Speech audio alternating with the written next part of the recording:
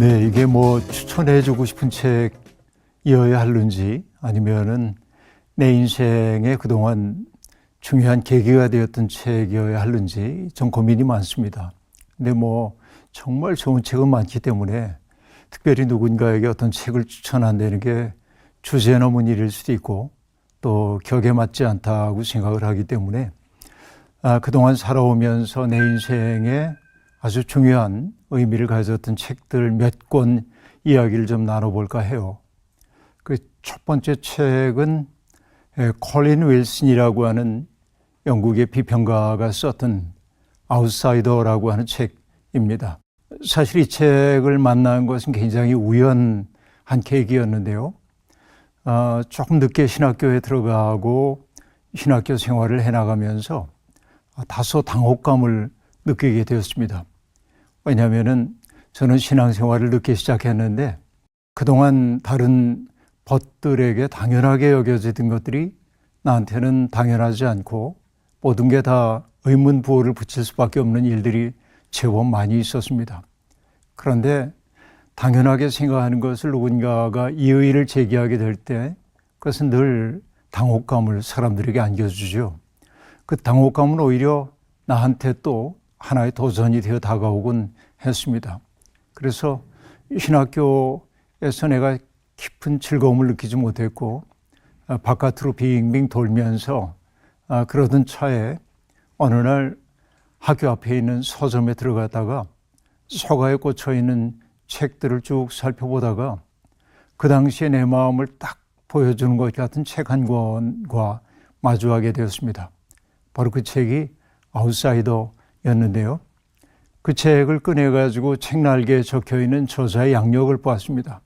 그런데 놀랍게도 그는 이미 세계적인 비평가의 반열에 올라가 있었는데 그 책을 썼을 때의 나이가 24살이었습니다.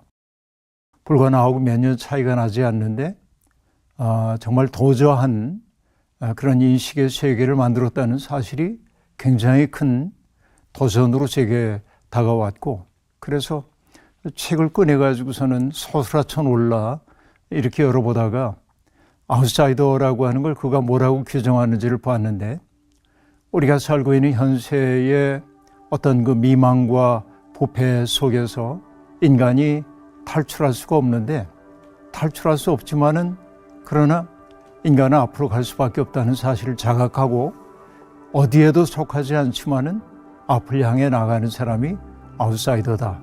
이런 말을 만나게 되었습니다. 그 책을 정말 홀린 듯이 읽게 되었고 그리고 정말 큰 도전을 받았어요.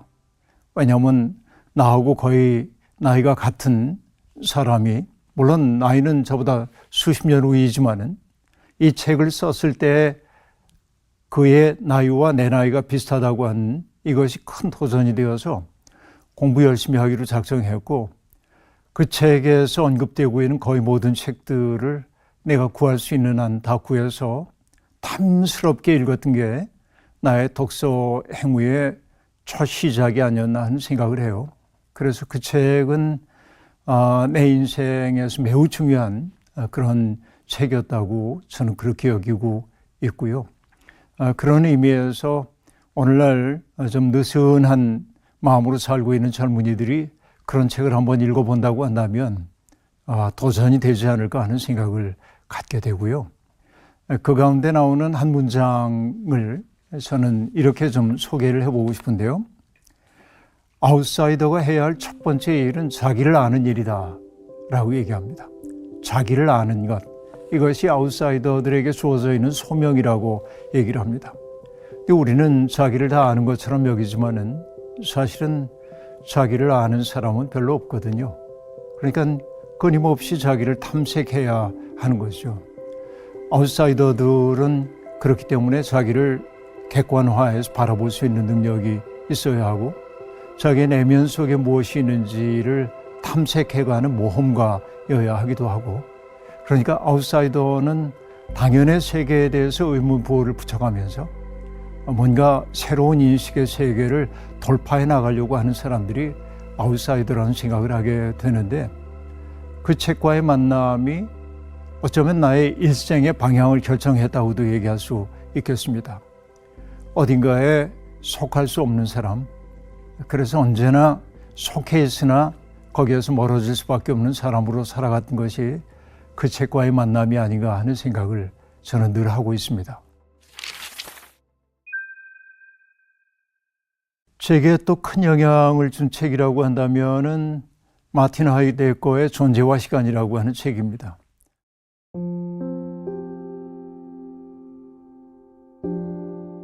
이 책은 매우 어려운 그런 책이기 때문에 읽기가 매우 어려운데, 제가 대학원에 다닐 때 아주 좋은 선생님을 모시고 독일어로 이 책을 읽기 시작했습니다. 책 자체가 어려운데 독일어까지 해독해야 했기 때문에 그 책은 정말 엄청난 도전으로 다가왔습니다. 그때 제가 느꼈던 것은 학문한다는 것이 이렇게도 엄중한 일이구나 하는 것을 알게 되었어요.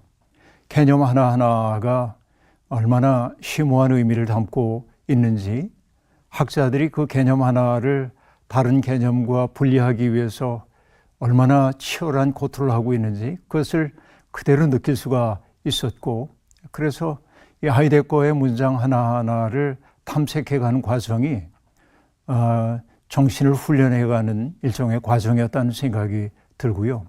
어떻게 보면은 그 책을 통해 사유하는 방식을 배웠다고 얘기할까요? 그 책은 그런 의미에서 제가 매우 중요한 그런 의미를 갖고 있다고 얘기할 수 있겠습니다.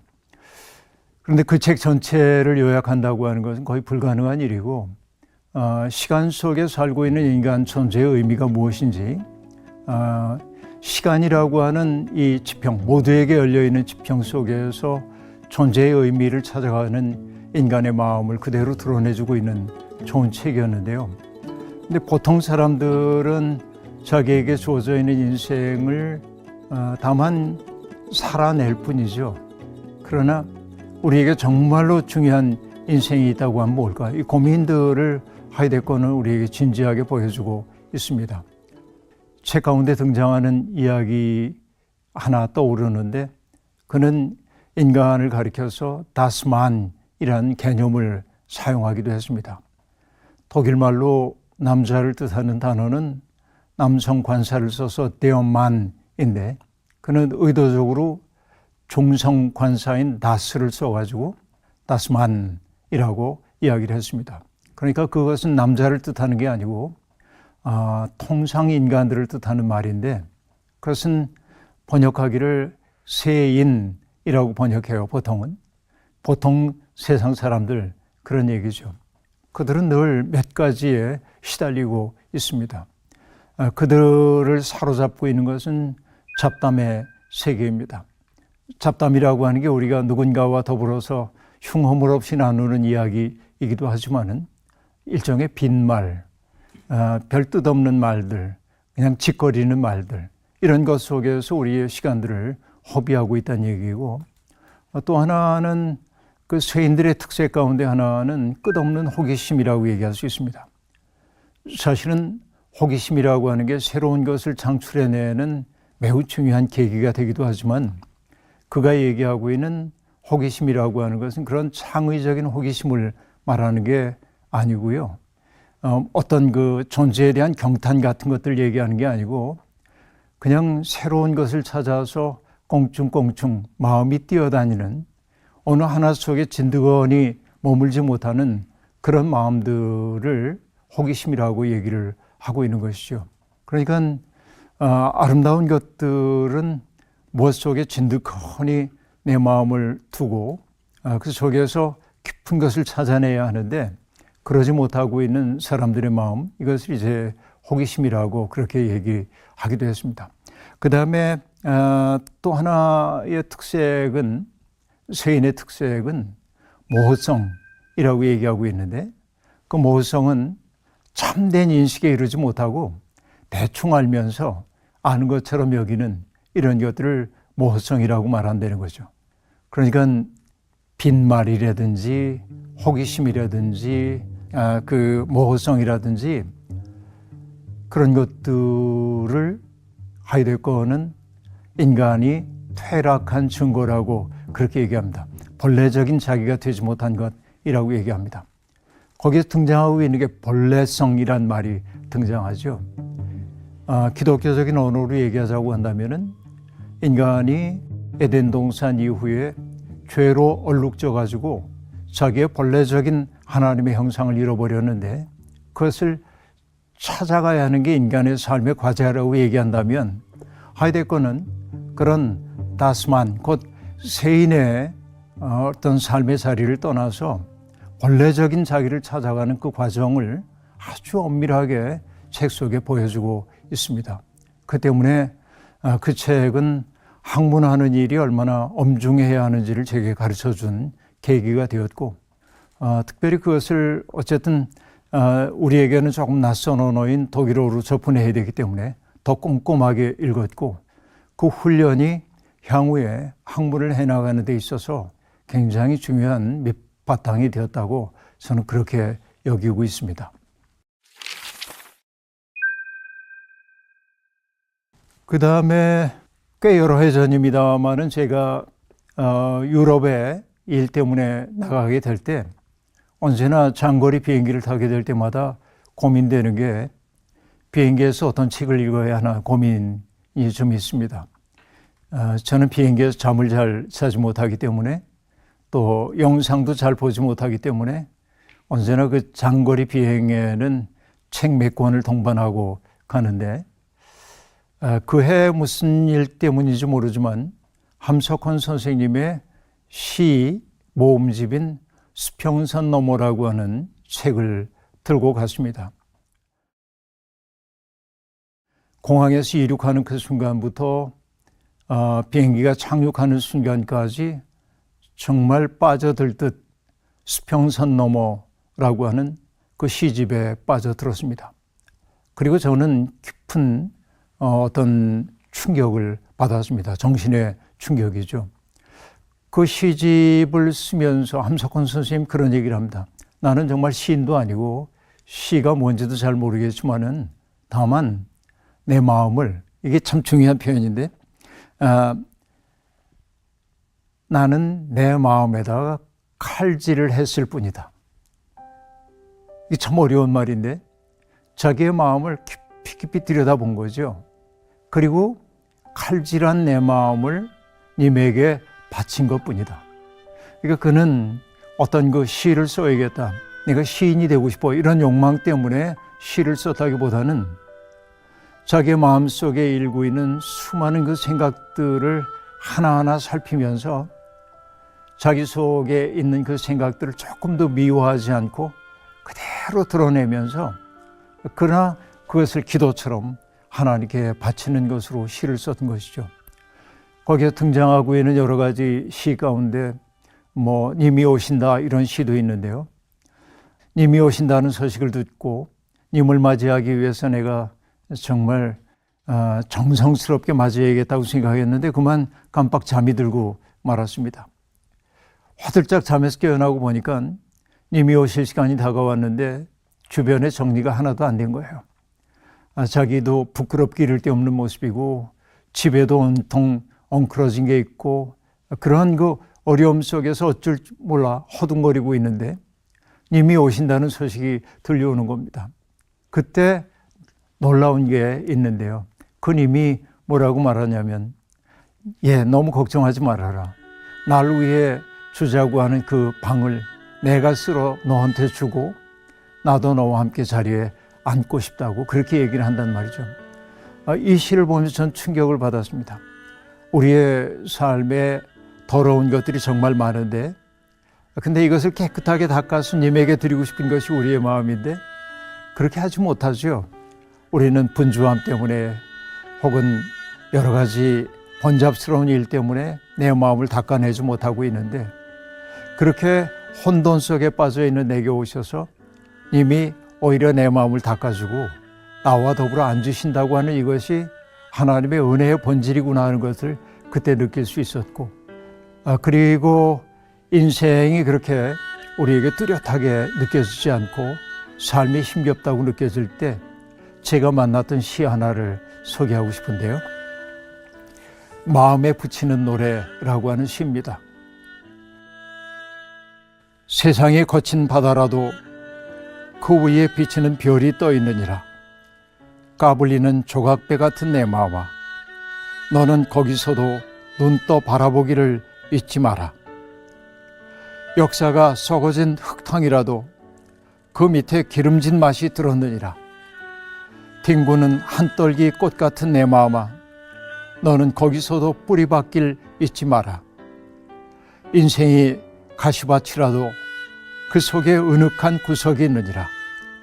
쫓겨가는 참새 같은 내 마음아, 너는 거기서도 사랑의 보금자리 짓기를 잊지 마라. 삶이 봄풀의 꿈이라도 그 끝에 맑은 구슬이 맺히느니라. 지나가는 나비 같은 내 마음아, 너는 거기서도 영혼의 향기 마시기를 잊지 마라.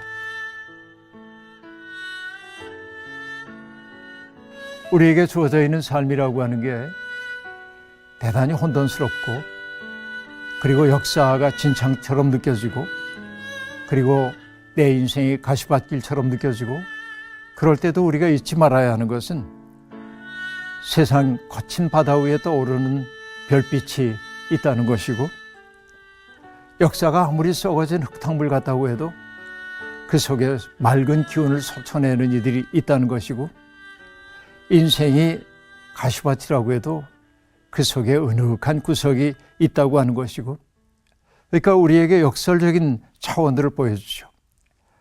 내 눈앞에 보이는 인생이 혼돈이라고 해도 혼돈 너머에 있는 질서가 있고 아름다움이 있다는 것을 보여주는 것이 마음에 붙이는 노래인데, 그러니까 내 마음을 위로하기 위해서 늘 이 시를 저는 마음속에 두고 살았습니다.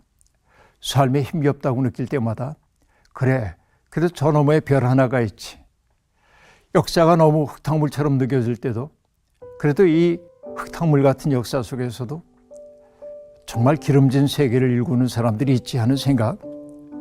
인생이 제 아무리 가시밭 같아도 그러나 내가 지향해야 하는 것은 사랑의 보금자리 지어가는 거지.